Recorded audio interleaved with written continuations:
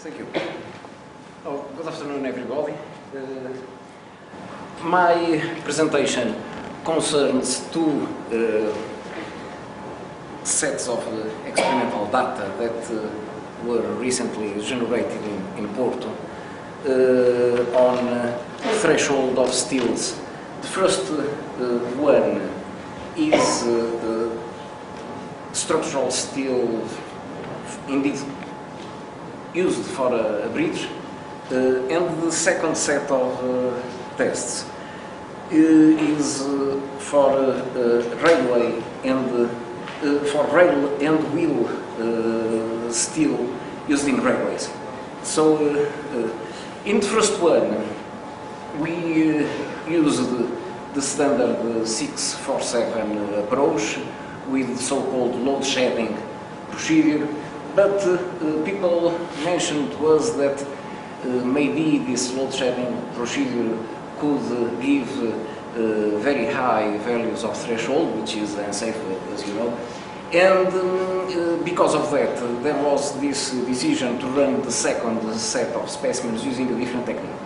And that's the story that I will tell you very quickly.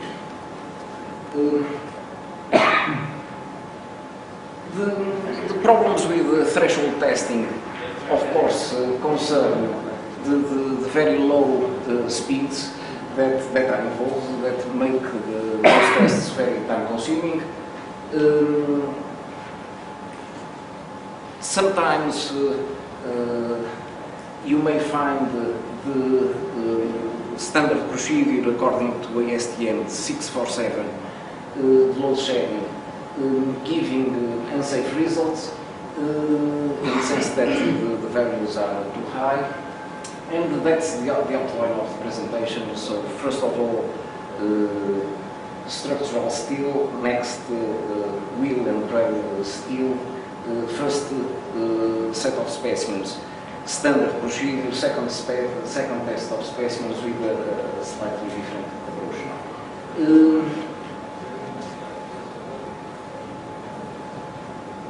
Definition of the threshold in this context is any speed below 10 to the minus 10 meters per cycle, which is certainly very low.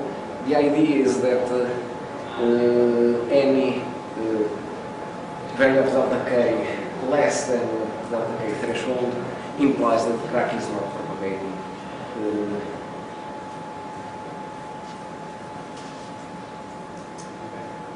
A requirement for these tests is this question of the decrease in stress intensity factor amplitude range during the test, which is required to arrive to this threshold situation.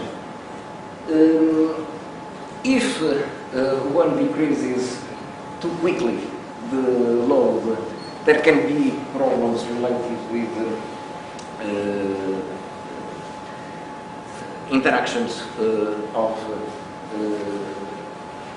load levels, creating unexpected accelerations or decelerations of the crack growth, and that must be avoided.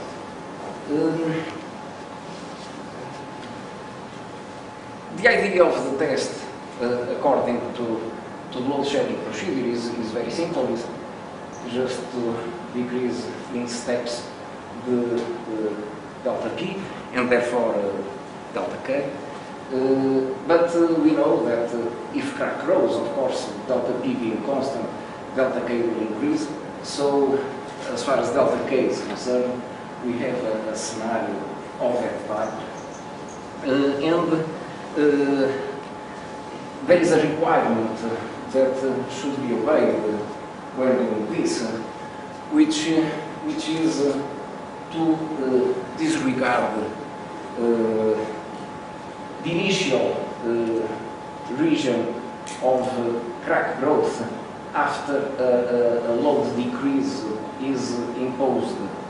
The intention of course, is to avoid the possible load interactions with crack acceleration or retardation corresponding to the change, the discrete change in in the applied load. Therefore, one must be patient. According to ASTM, one must wait for 0.5 millimeters before proceeding with the crack growth measurements that are suggested in this schematic figure. So that's the idea.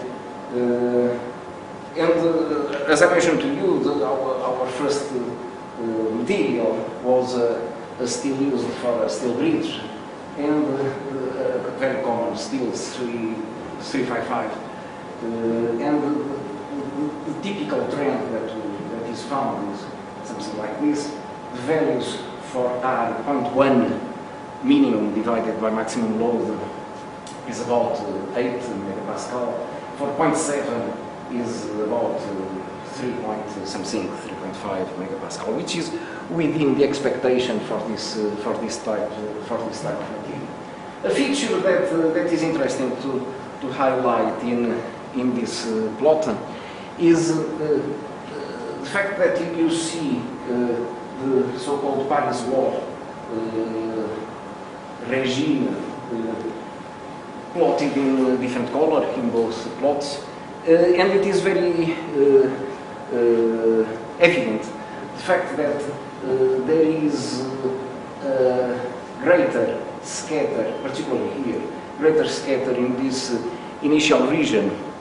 The reason for that is very simple.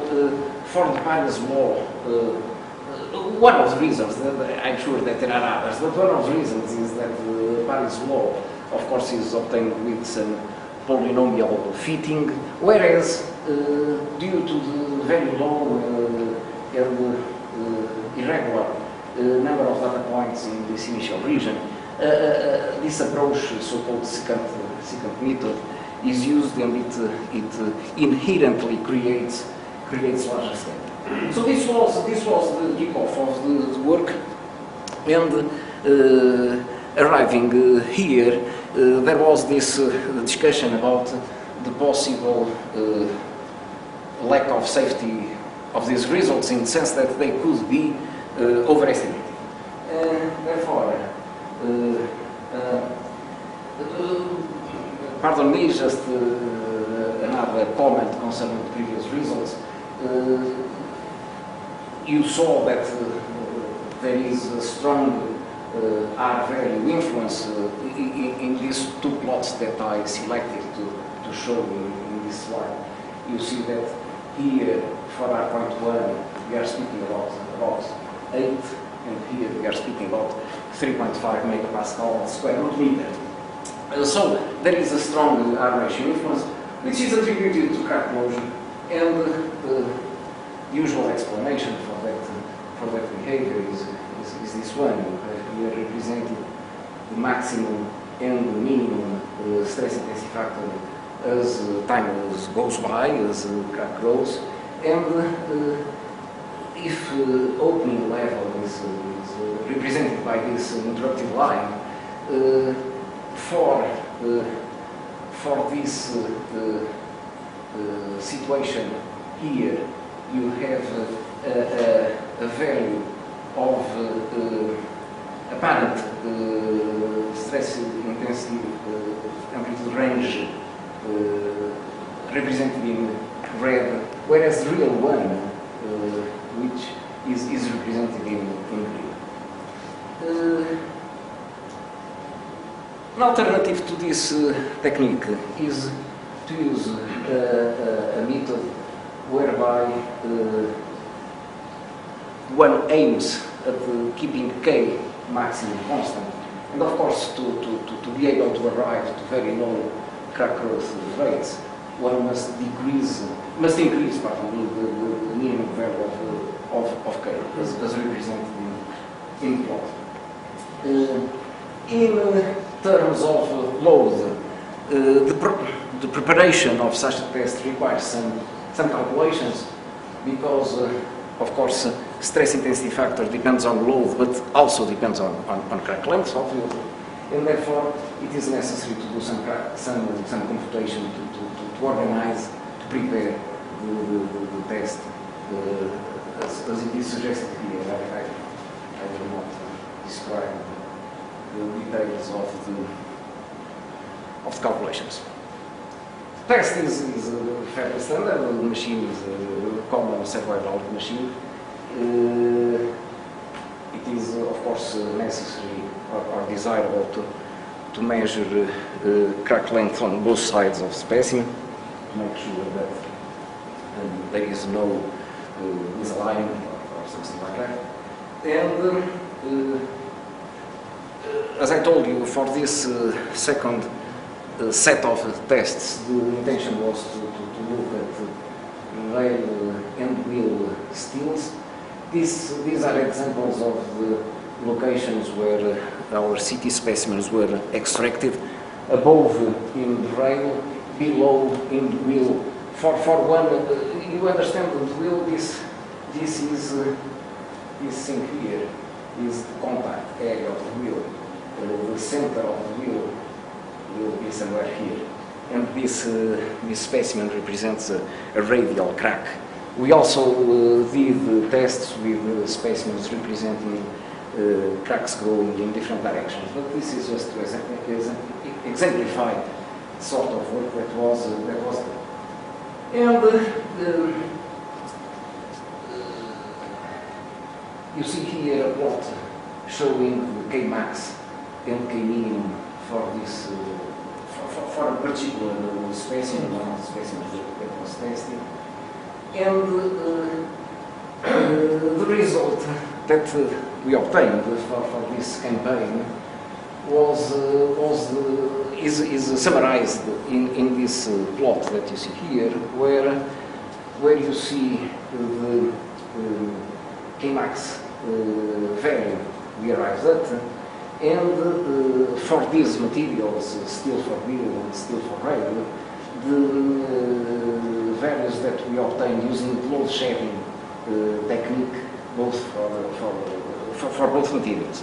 But what is quite apparent is that although here one can claim that the value for the red test, the Kmax test, is slightly below the one that was obtained for R.7 using load shedding technique, both results are really very similar.